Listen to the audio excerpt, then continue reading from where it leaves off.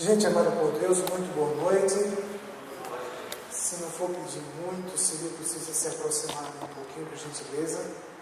Eu vou dar pelo menos uma visão geral para vocês. Nós vamos fazer a leitura bíblica. Depois teremos uma produção cinematográfica sobre o texto bíblico, para que a gente visualize melhor o que aconteceu e logo depois teremos a mensagem. Pode ser assim? Então vamos abrir o conteúdo de Deus, por favor, Bíblias abertas. No livro de 2 Reis, capítulo 4, versos 1 em diante.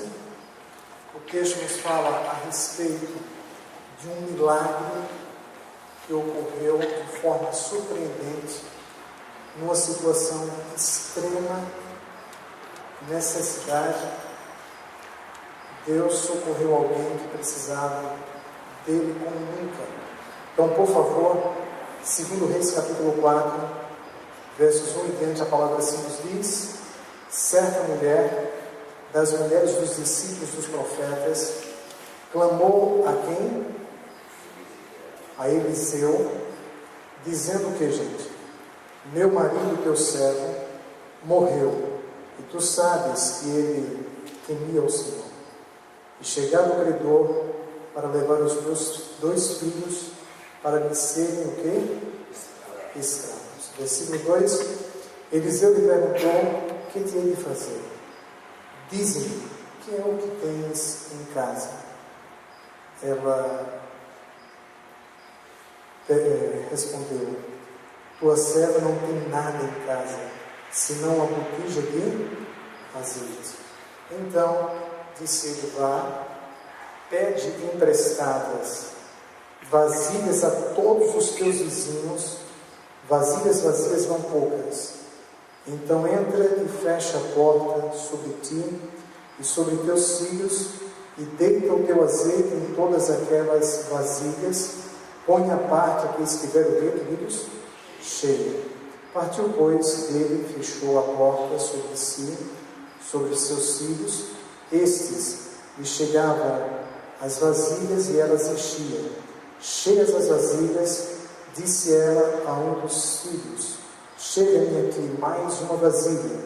Mas ele respondeu: não há mais vasilha nenhuma. E o azeite parou.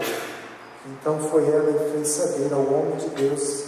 Ele disse: vai, vende o azeite, paga a tua dívida, e tu e teus filhos vivei do resto. Vamos agora assistir ao filme.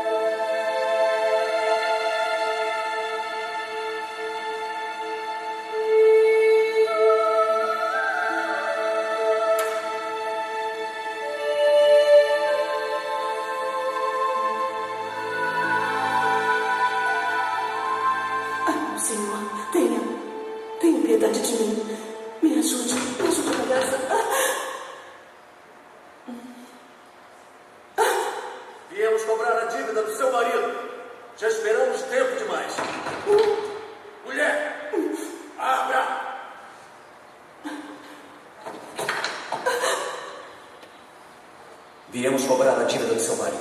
Pague-a. Toda ela. Meu marido morreu. Eu não tenho nada. O que vai fazer? Por favor. Quantos anos você tem? Não. 13. Será a última da minha plantação. Os dois serão. 3 dias. E se não pagar tudo, eu levarei seus 2 filhos. Eu voltarei logo.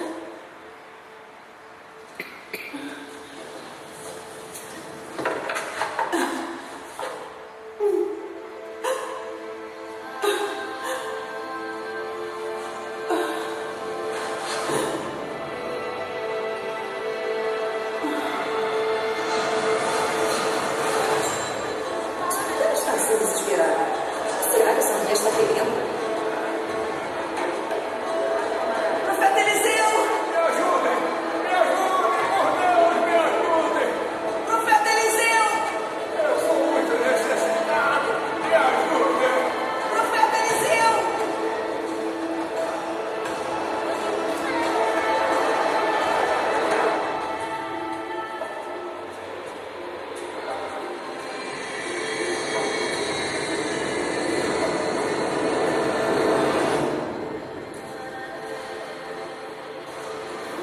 Profeta Eliseu! Profeta Eliseu! Profeta! Profeta Eliseu!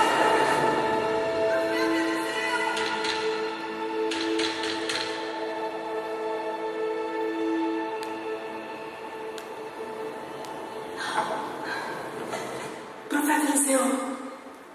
Olá, Seu servo, meu marido, morreu. eu sei. O senhor sabe que ele temia Deus e que era conhecido entre os profetas. Agora, os credores dele estão querendo levar os meus filhos como escravos. O que você tem? Como? O que você tem em casa? Eu não tenho nada. O que você tem? Nada. Somente um pouco de azeite. Isso, traga para mim.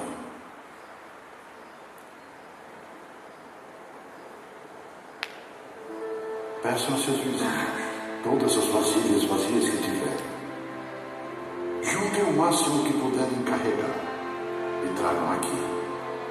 Derramem o azeite nas vasilhas vazias e vão pondo de lado assim ficarem cheias. Tragam o máximo que puderem.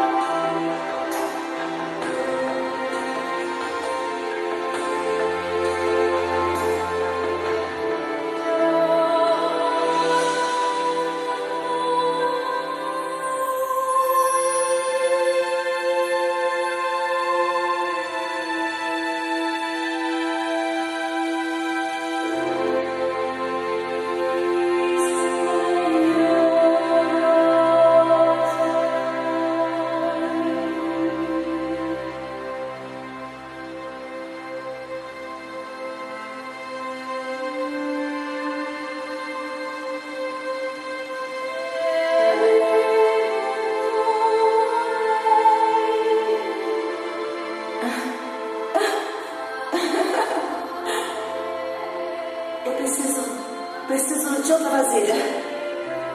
Rápido! Rápido, preciso de outra vasilha.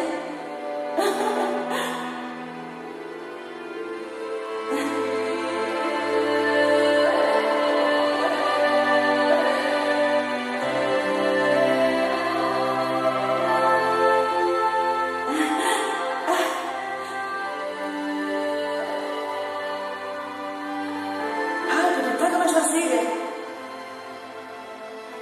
Não há mais.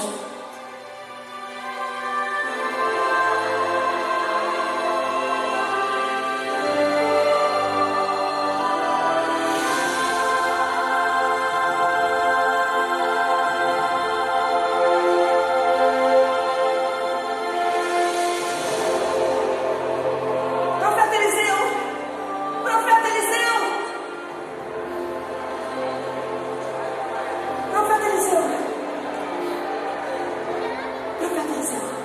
Fizemos Eu lhe uma digo, venda o seu azeite e pague suas dívidas. Ainda vai sobrar para você e seus filhos viverem. Obrigada, profeta. Obrigada.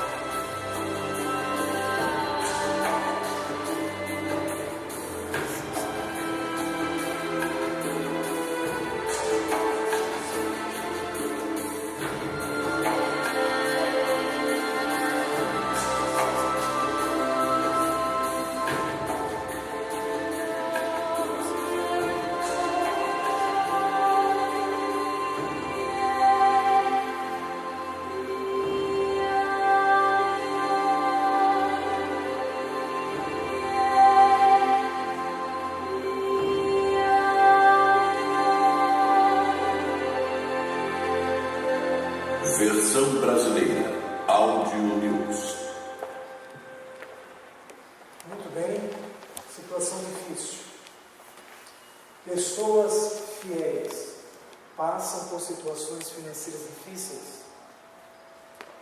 Passam. O marido dela era um homem de Deus, lamentavelmente ocorreu uma tragédia, não havia uma projeção financeira e, infelizmente, além de perder o marido, ela também perderia seus 2 filhos. Uma situação dificílima. O que me toca e me sensibiliza é aquela expressão de Abraão: Deus proverá. Queridos, essa expressão tem um poder muito grande, tanto do ponto de vista espiritual, como psicológico e emocional. Ao enfrentar uma situação difícil em sua vida, repita no silêncio da sua alma: Deus proverá. O que é mais importante, o que nos acontece ou como reagimos dentro do que nos acontece? Ela sofreu a perda do marido e ainda herdou uma dívida impagável.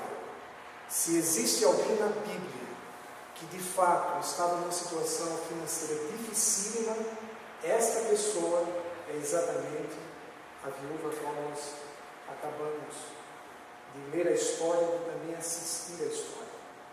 Uma situação muito difícil, principalmente para a sua época.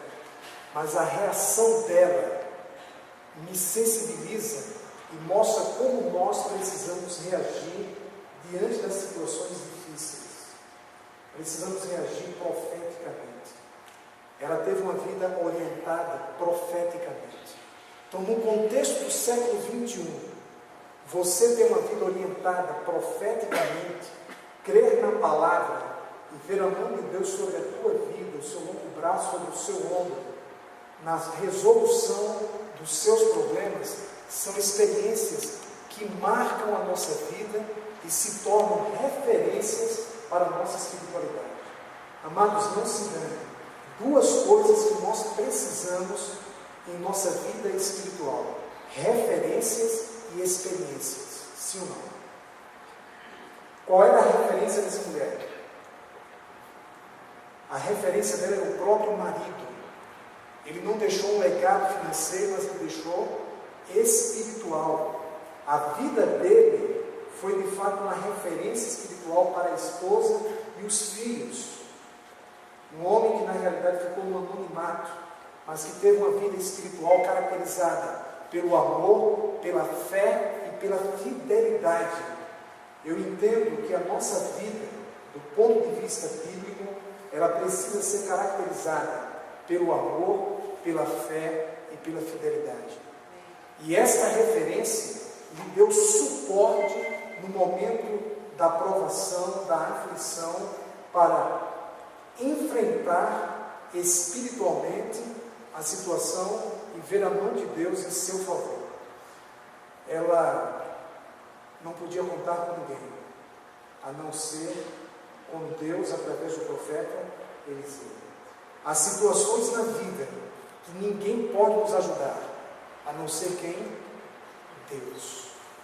Lembre-se disso. E quando ninguém pode fazer nada pela gente, nem a gente mesmo, somente Deus, então isso chama-se milagre. Milagre é aquilo que ninguém pode fazer por você, a não ser Deus. E há situações extremas em nossa vida que somente um milagre para resolver. Vocês concordam? E foi exatamente o que aconteceu. Deus seja louvado. O que é mais importante, eu pergunto para você, na vida desta mulher? O que ela tinha em casa ou o que ela tinha no coração? O que é mais importante? Primeiro vamos partir do que é que ela tinha em casa. Apenas uns 2 dedos de azeite, ela tinha pouco. Mas a palavra de Deus, tanto no Antigo como no Novo Testamento, nos mostra que Deus tem poder para transformar o pouco em muito. Parece que Ele não sabe somar, Ele sabe apenas multiplicar. E ocorreu uma verdadeira multiplicação. Isso te lembra mais alguma coisa? Por exemplo, o milagre dos pães e dos peixinhos. Este milagre aconteceu quantas vezes? 2 vezes. Uma entre os gentios e outra entre os judeus. O interessante é que eram poucos os pães e os peixes. E Deus, de maneira extraordinária, somou e multiplicou. Deus o quê? Multiplicou. Isso é extraordinário. Por isso que Efésios 3:20 afirma taxativamente que Deus pode nos dar muito mais do que pedimos ou pensamos. Ele nos surpreende. E nós sabemos que Deus respondeu nossas orações quando nós recebemos mais do que pedimos. As pessoas pensam que é quando recebem exatamente o que pediram. Pode ser também. Mas é da natureza do Pai dar mais do que nós lhe pedimos. Isso é extraordinário, porque o nosso Deus é o Deus da abundância. Não tem miséria com Deus.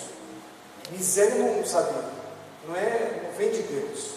Não tem miséria com Ele. A riqueza do próprio universo, da própria natureza, confirma exatamente a abundância que provém desta fonte suprema chamada Deus, e que nós o temos como nosso Pai. E Deus não é Pai, Deus é Pai, não é padrasto. Ele tratou esta senhora como sua filha, e nós somos tratados como filhos, principalmente em situações difíceis, quando Deus então nos socorre de forma surpreendente. Note, nos socorre de forma surpreendente. E foi exatamente o que aconteceu com ela. E essa experiência, ela tinha referência e passou a ter experiência. Essa experiência que ela teve com Deus marcou a sua vida espiritual. Ela diz que nada temos a temer em relação ao futuro, a menos que nos esqueçamos do que Deus fez por nós no passado. Só que nós nos esquecemos com muita facilidade das provisões divinas, sabe, das atuações de Deus em nossa vida. A gente precisa de fato ter um registro, sabe, de experiências com Deus que sirvam de referências para a nossa fé ao enfrentarmos situações difíceis em nossa vida. E essas situações são oportunidades divinas. São nessas situações que Deus tem a oportunidade de manifestar o seu poder. Nós sabemos disso. Então o que é que acontece? O problema poderia ter sido resolvido de forma muito simples. Não seria mais fácil o profeta pagar a conta? Não teria sido mais fácil ele dar uma vasilha cheia de dinheiro? Mas o que foi que ele profeticamente orientou: peça vasilhas emprestadas, não peça dinheiro emprestado. Há pessoas que pedem dinheiro emprestado para pagar outra dívida, paga uma dívida com outra dívida.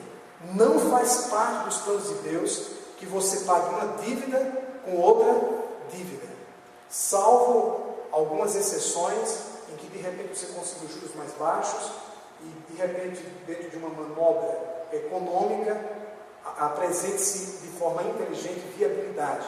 Mas em linhas gerais, não é propósito de Deus que você pague uma dívida com outra dívida. Segundo, que as outras pessoas paguem o que você deve. Não é propósito de Deus. Deus quer que você pague de maneira digna as suas dívidas e que você aprenda com a experiência e não passe mais a contraí-las, a ter dívidas. Queridos, não faz parte dos planos de Deus que seus filhos vivam endividados. A dívida não faz parte dos planos de Deus para a sua vida. E você precisa, além de inteligência espiritual, ter inteligência financeira para administrar o que Deus te concede, de acordo com suas habilidades, oportunidades, potencialidades. Deus nos concede essas coisas, a fim de que nós tenhamos determinados recursos. O que nós precisamos é aprender a viver de forma simples.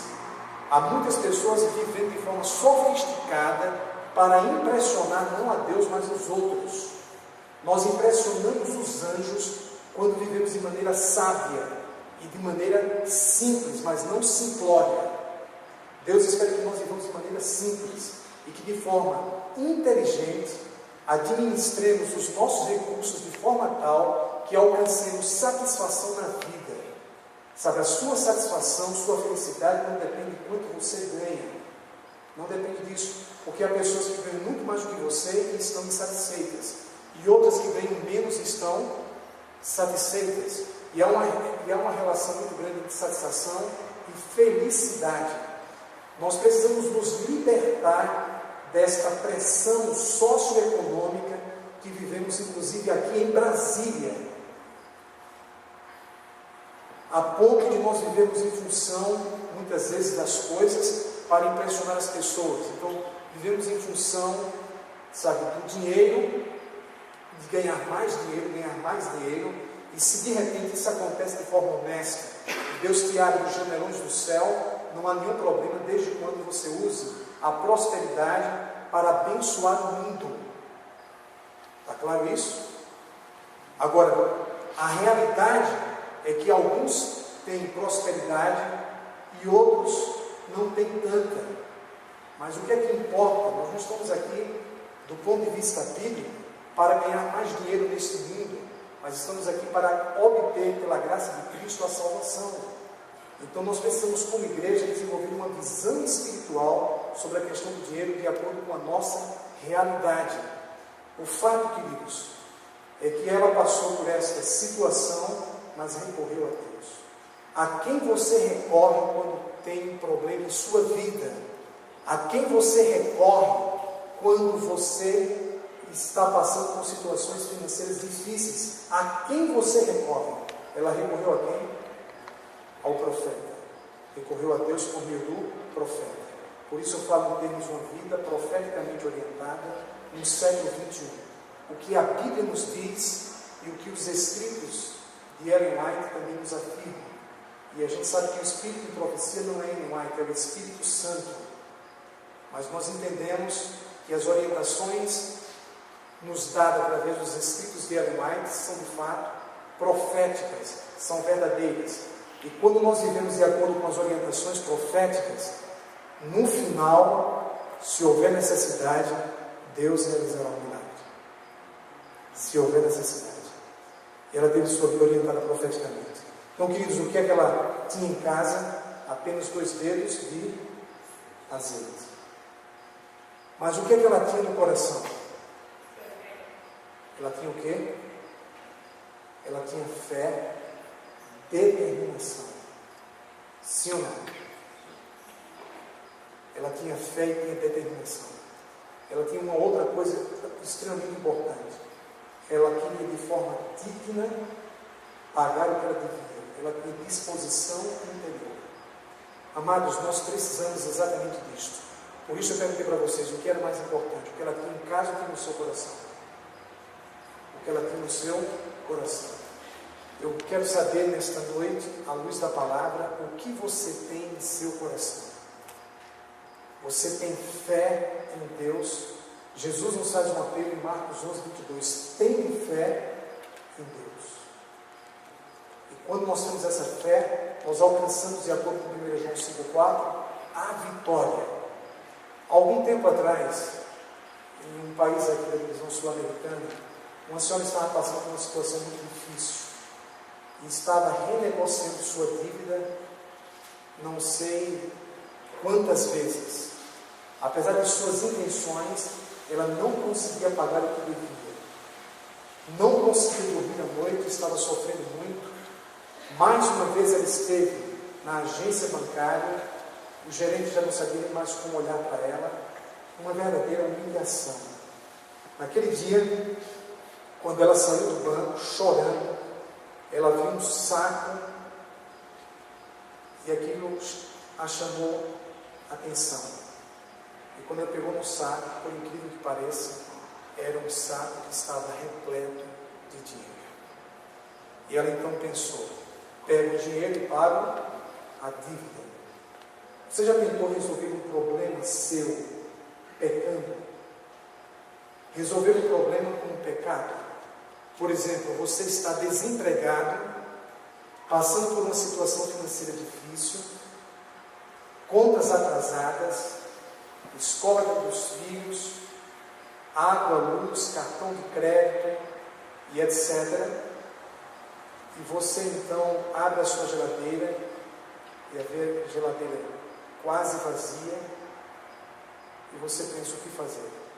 Tive já oportunidades de trabalhar, mas o trabalho exigia que eu também trabalhasse no sábado. Para resolver um problema, você então tem que trabalhar no sábado. Se isso acontecer, essa solução não é de Deus. Porque Deus não resolve um problema na sua vida com um pecado. Vocês concordam com isso? Se ela pegasse aquele dinheiro, sem procurar saber quem era o dono, ela estaria na realidade pecando. A palavra diz, aquele que sabe que deve fazer o bem não faz, isso está o quê? Pecando. Por isso que a proposta da Bíblia é diametralmente oposta do mundo. Ela foge à lógica.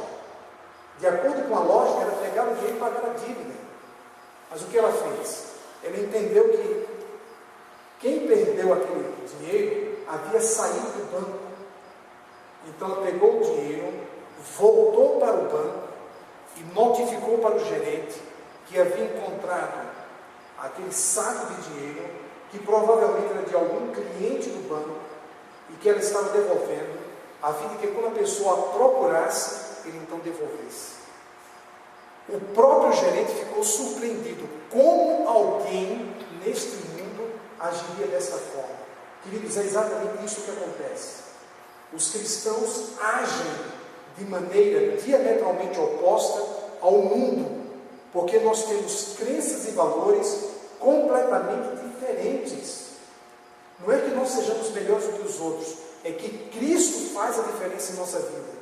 Através do Espírito Santo, a palavra floresce em nossa alma e ilumina o nosso ser interior e nos direciona ou nos redireciona e faz com que a gente vá na contramão do mundo, mas esteja na mão de quem? Na mão de Deus. Isto é mordomia cristã. A fidelidade não só abrange o aspecto da devolução do dízimo e da doação da oferta, inclusive de acordo com o texto de Malaquias 3, 8 a 10, quando o texto fala que, do ponto de vista espiritual, o roubo ocorre tanto em relação aos dízimos como também às ofertas. Então, a fidelidade do ponto de vista da mordomia cristã, ela não só abrange esse aspecto, esta dimensão, mas também a forma como nós agimos diante de situações como esta que estou fazendo menção. O gerente ficou surpreendido. Passaram-se os dias e ninguém procurou o gerente, ninguém pediu dinheiro de volta. E o gerente ligou para ela e disse: olha, como ninguém procurou dinheiro, como não entendemos o que aconteceu, chegamos à conclusão de que o justo é que lhe devolvamos o dinheiro que você achou. E com esse dinheiro ela pagou a dívida e ainda lhe sobrou uma certa quantia. Deus é o mesmo ontem, hoje e eternamente. Isto foi coincidência ou providência? Nós precisamos desenvolver esta visão de que as coisas não acontecem em nossa vida por acaso. Nós não somos obra do acaso, nem estamos à mercê do acaso, mas nós precisamos ter casos espirituais com Deus. Vocês concordam? E aquela viúva então, queridos, ela foi e pediu vasilhas não poucas, vasilhas vazias, a Bíblia foi bem clara, não poucas, e Deus então transformou a sua casa em uma fábrica de azeite. Olha, virgem já é extraordinário, e extra virgem. Eu te pergunto, aquele azeite não era extra virgem? Sim ou não? Da melhor qualidade.